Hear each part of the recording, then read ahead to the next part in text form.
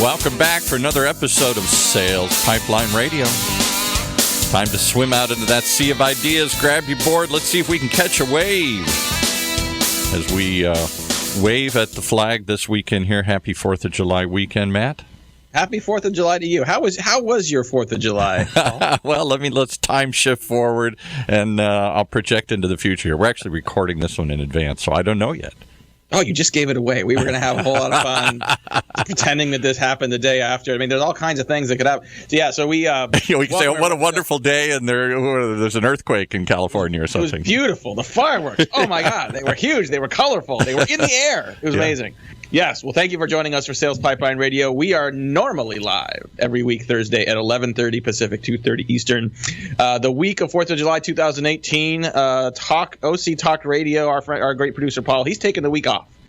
We haven't talked about what you're going to do, Paul. Are you going to be back watching your Twins win a couple games? Are you going to be out hiking in the wilderness? What are you going to be doing while everyone is listening to this episode? I am going to be trying to work on next week's Sales Pipeline Radio. You're taking vacation to work on the next set of I'm going to try and really spend that week off to really try and figure out how we can take this show to the next level. That's what I'm doing. I'm going on a retreat just to focus on this here. That is the kind of commitment that makes you special, that makes this show special. I appreciate that very much. Well, thank you very much for joining us on another episode. If you're listening to us live on the Funnel Media Radio Network, this is not a live show, but it's still going to be awesome. And for those of you that are joining us on the podcast, as normal, thank you so much for subscribing. You can find us on the iTunes Store and Google Play anytime and anywhere that fine podcasts are sold and made available. And every episode, past, present, future, of Sales Pipeline Radio, always available at salespipelineradio.com. Each week, we are featuring some of the best and brightest minds in B2B sales marketing. Today is no different. I'm very excited to have with us today Dave Gerhardt. He's the VP of Marketing at Drift.com. If you're not familiar with Drift and you're a B2B company, you're one of the last to try to figure out learn about Drift. There are over 100,000 companies that have used Drift to engage their customers in conversations. So Dave has been he's been at Drift for a couple of years. He is part of the HubSpot marketing alumni network that seems to be running half the companies in B2B right now. And very, very happy to have him on the show. Dave, thanks so much for joining us today. Thanks for having me. I've been looking forward to this, and I wish I could just print out your intro, and I think you just wrote our whole website. So I appreciate Sweet. That. Well, we will give you the transcript. You can. It is all yours. So I appreciate you joining us. I just noticed earlier today we have 404 mutual connections on LinkedIn. There should be some kind of a rule once it gets to that level. We're forced to meet each other because I don't think we've ever actually shaken hands and met each other in person. No, so I keep seeing you crossing paths at different events, and I've been speaking more and doing more stuff, and I always see you there. So I think it's good that this happened, and this can kick off a real friendship, I hope. So that's good. Yeah, no doubt. Nice. I appreciate you joining here. You will have hopefully maybe see you at the hyper growth conferences you guys are doing. You got one in Boston coming up in early September, one in San Francisco late September. We're going to talk a little more about the hyper growth events you're doing here in a second. But first of all, just talk about Drift. I think for people that aren't familiar with Drift, you guys are doing some really amazing things. And the title we put on this episode was "Is the Landing Page Dead?"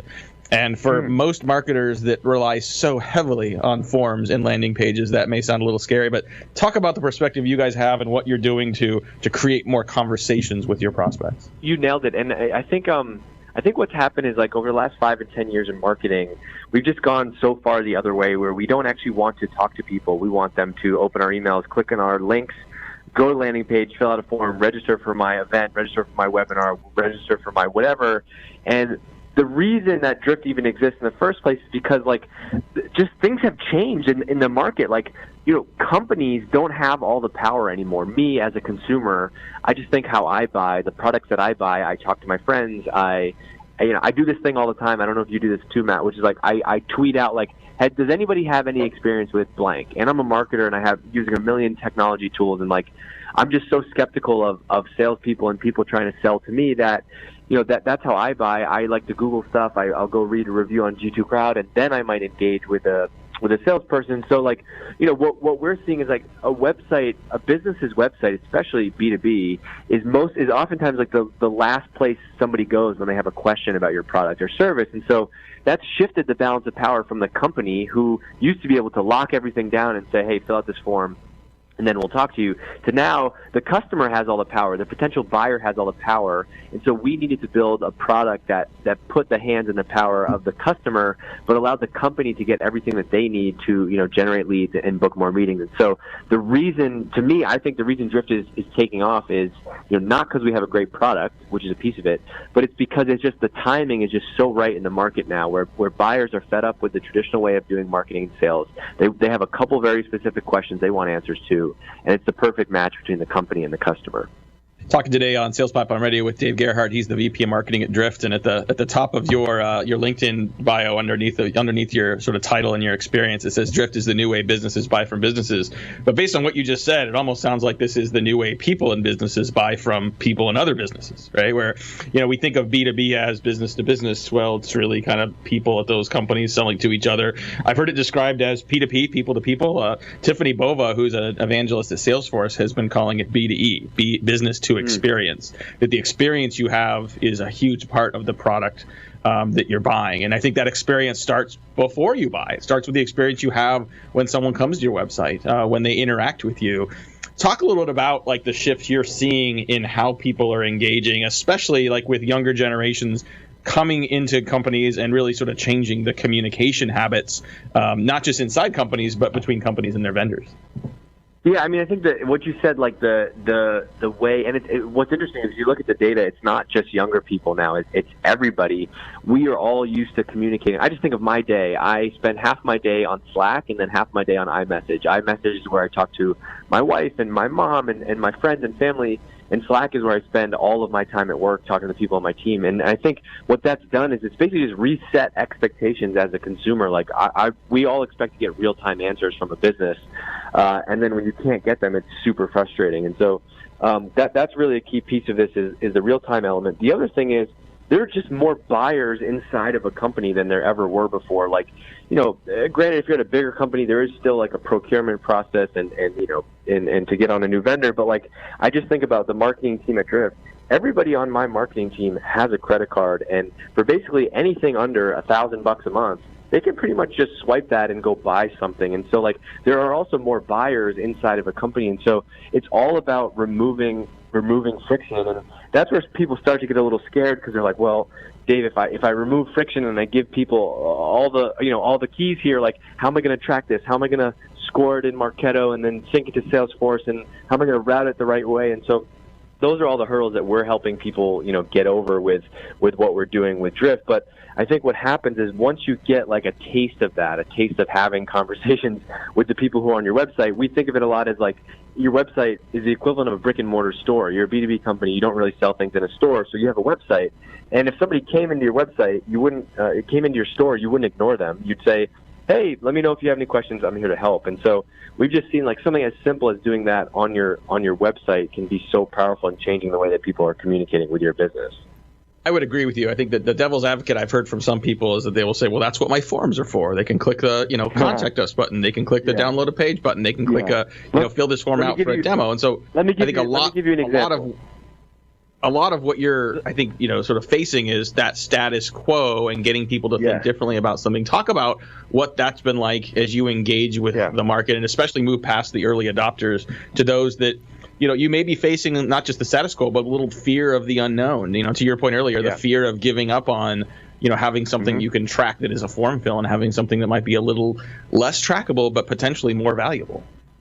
Yeah, I think about this a lot because I'm a marketer and I have to like educate people on how this is working. But I'll give you a real example. One of our best sales reps here is a guy named Seamus, and he was like, he got an alert on his phone that one of his prospects was on our website. He was literally at home at 9:00 on a Tuesday night, and this guy comes to the website and he immediately starts just peppering Seamus with questions.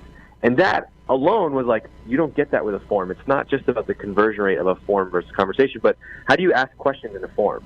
And so what Seamus did was he basically sat on his couch on a Tuesday night and literally just replied back to this guy, question after question, objection after objection.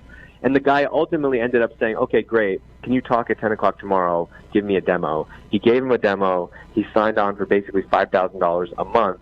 And to me, that's my favorite example because that's an engagement that doesn't happen if you have to put somebody through a form. And the other thing is, I think the biggest misconception is that I'm not out there saying like go rip out everything you're doing. I'm saying add conversational marketing to what you're already doing today. And what you're going to see really quickly is you're going to create this like fast lane for the best people that visit your website. I think of it a lot like I love coffee. I love my Starbucks. And now that I have the mobile app for Starbucks and I can order ahead, I can literally just walk to Starbucks and I know that my coffee is sitting there. I don't have to wait in line. And that's the equivalent of what's happening in the B2B world. And that's exactly what happened to Seamus. Yeah, I think it's interesting to hear you say that, because I think there are an awful lot of companies that when they're trying to challenge the status quo, they'll say something else is dead. Well, cold calling's dead, and forums are dead, and content's dead, and oftentimes when you hear something that's dead, you think, okay, you're probably trying to sell me the other side of that. More often it's a transition. More often it's an addition. More often it's an augmentation. There just as there may be a lot more people that are interested in engaging through chat, which there clearly are. Given circumstance, you might still want to just be sent information. Registering to get a white paper or download or a webinar may still be part of the mix. How do you figure out what the right context is? Is it based on a known past relationship with a buyer or a visitor to your website? Is there a way to sort of segment the experience people have that's optimal for them and what their preferences are? Yeah, so I mean, this is a tough one to answer like in a blanket statement, because I don't know. It takes testing, right? Just like everything else in your business. Like the worst thing you could do with Drift, I think, is put it on your website and just turn it on to everybody, and just some people, depends on the amount of traffic, but if you have hundreds of thousands of people visiting your website, you can't just do that and turn it on. You got to pick and choose your spot. And so the advice that we give is we think about like the intent of different website pages and then the traffic to those pages. So you might have a page on your website that is very high intent but low traffic. That might be a very specific case study. That's one where I would I would test Drift there.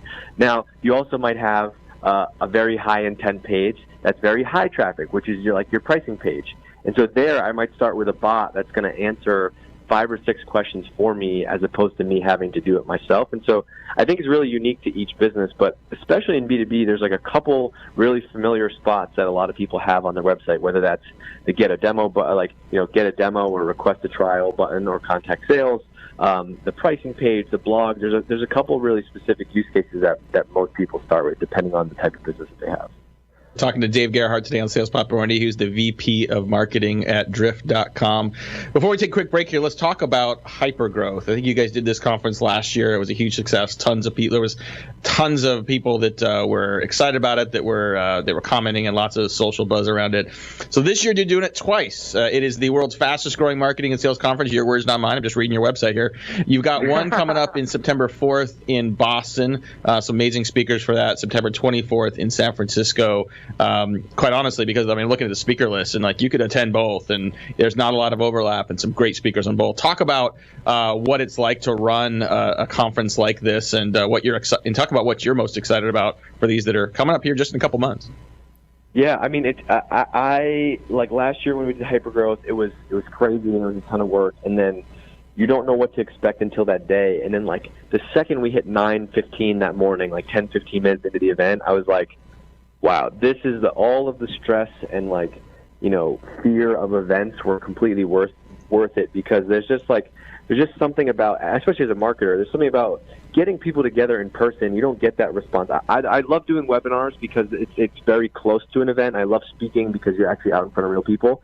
But having your own event with thousands of people that are close to your business there was just an unbelievable thing. And so this year we wanted to do it even bigger, and so we're doing one in Boston. And then one on the West Coast for us in San Francisco. And I just think I'm really bullish on events. I think we are at Drift. The connection between people is even more important than ever today in a world where we're just kind of driving people to our content and different forms of marketing. There's no better experience as a brand than a day or a couple days or a week or whatever it might be, where there's all these people that are connected to your business there in person. You get the buzz, you get the amplification from everybody tweeting, and then you create this sense of fear of missing out for people who weren't there. And so I'm super excited. It was a little bit crazy to do 2 different events, because we're just going to basically block out the whole month of September for us. But that's the part as a marketer that I gotta figure out behind the scenes. I love it. Now we're going to talk just a little more about hypergrowth. I want to talk about some of the speakers. Got to take a quick break here, pay some bills. We'll be right back with more with Dave Gerhardt on Sales Pipeline Radio. In a world where the speed of innovation and change in B2B marketing has never been greater, the only thing bigger is the need for clarity, for a blueprint, for a guide to what's really working. And how about a way to apply it specifically today to increase sales pipeline growth, velocity, and most of all, conversion? That's what you'll find in the Modern Marketer's Field Guide. And amazingly, you can download it for free. HeinzMarketing.com, just like it sounds, HeinzMarketing.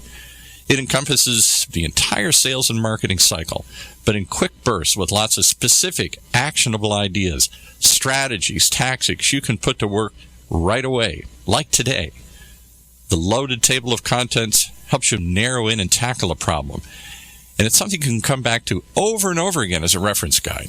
Why not download your free copy of the Modern Marketer's Field Guide? It's free. HeinzMarketing.com, just like it sounds. HEINZ Marketing.com. All right, back to our live event specialists on this recorded show.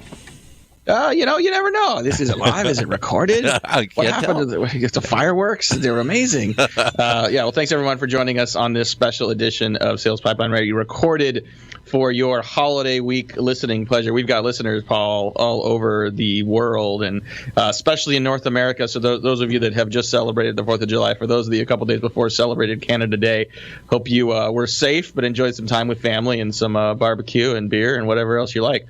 We are joined today by Dave Gerhardt. He's the Vice President of Marketing at Drift. We were talking before the break about the hypergrowth conferences. Go to hypergrowth.drift.com. You can learn more. I may have to find a way to get to both of these. So if you go on September 4th in Boston, September 4th, 2018, the speaker list is amazing. You got Jocko Willink. He is the author of Extreme Ownership. He's a former Navy SEAL. I have seen him speak. He is incredible. He truly inspirational speaker, some amazing stories. He is a badass and a true American hero. Amazing. You guys also have Grant Cardone, who is the author of the 10X Rule, one of the most well-known sales authors, speakers, influencers in the country. You got George Foreman III. Just an amazing group of people in Boston, and if that's not enough, and I know you're not paying me for this, I'm just super excited. September 24th, 2018, in San Francisco, another amazing list. You've got Patty McCord. She's the author of the book Powerful: Building a Culture of Freedom and Responsibility. These are not your usual sales and marketing conference speaker, folks. You've got Amelia Boone, who is both the American obstacle racing champion and a lawyer. She's a legal counsel at Apple. Yep. Just some amazing speakers at these two conferences. So hypergrowth.drift.com. Check it out. Get your tickets. Look forward to seeing you there. I want to take a little bit of a change in direction here in our conversation and talk about just the work that you and your CEO have done from a content standpoint. I feel like I see you guys out a lot. You do a lot of work with video. It seems to be you're focused on sort of building your personal brands. And I've seen you in particular, Dave, on list of when people ask like who's really been really good at building a personal brand online. Your name comes up a lot. Why has that been a priority for you, and how does that benefit Drift in the process as well? Sure. Yeah, I mean, it hasn't been a priority for me. That's just how I do marketing. I just believe that people want to deal with people today, and so I try not to hide behind the Drift logo. I want you to see me because I'm the one that, as a marketer at Drift, you're getting emails from me, you're getting sales messages from me, you're getting promos, you're getting tickets to Hypergrowth from me, and so I feel like people need to build a relationship inside of a company today, and so it's just really important for me that on our podcast, I feel the same to you as I would do on a video, as if you actually met me in person, as if you got an email from me. And then ultimately, it's all about people want to connect with people. My favorite lesson from this is from a guy named Gary Halbert, who wrote this great copywriting book called The Boron Letters. And he said, every day you come home from work and you have two piles of mail. You don't know it. You go to your mailbox, you pull out this big pile of mail, and instantly, subconsciously, you just start separating those piles of mail. You have your A pile and your B pile. The B pile is like the flyers from Home Depot and Bed Bath & Beyond and J. Crew, and you're putting those aside. The A pile is what looks like a white envelope with a handwritten note on it that looks like it's from your aunt who sends you $25 on your birthday every single year. And so as a marketer, I know that, like, I'm a person too, and I know that, like, a red flag goes off or something goes off in my brain whenever I get an email that's super highly designed, or I see a banner online, I'm just blind to that. And everything that I try to do tries to be real and personal, because I know that will cut through the noise out there. And so, luckily for us and for me, not a lot of people are doing it yet, but I think, like, that's the future. And something that I stole from Gary Vee, which he perfectly nailed what this is, which is, like, I just believe that the best marketing is documenting, not creating. And so we're not trying to manufacture our brand. We're trying to be us. We're trying to be real. We're trying to be authentic. And so I just try to make sure that is portrayed on every channel. So we always try to use real people, whether that's us or our customers. All of our emails that we send are plain text, and they feel like the exact same email I would send to my mom if I was sending her a note, right? We just try to, like, write like we talk, and that stuff is just fundamental to who we are in our brand. Well, I think the idea of authenticity there is really important. I think you use a Gary Vee as an example, and, like, he's a force of nature. He's maybe has a couple extra shots of espresso before he does his videos, but that's who he is. I mean, he's an aggressive. He's a fast talker. He throws a lot of swear words into the conversation. That's who he is. And I see a lot of people say, I'm going to be authentic like that, and what they do is they try to be Gary Vee, and it's not who they are. It's not what's natural, and it shows. Allowing yourself to be authentic sometimes can feel scary to people. It can feel like you're exposed, but I think that's kind of part and parcel with creating an authentic brand. For your company as well as for yourself personally, is it not?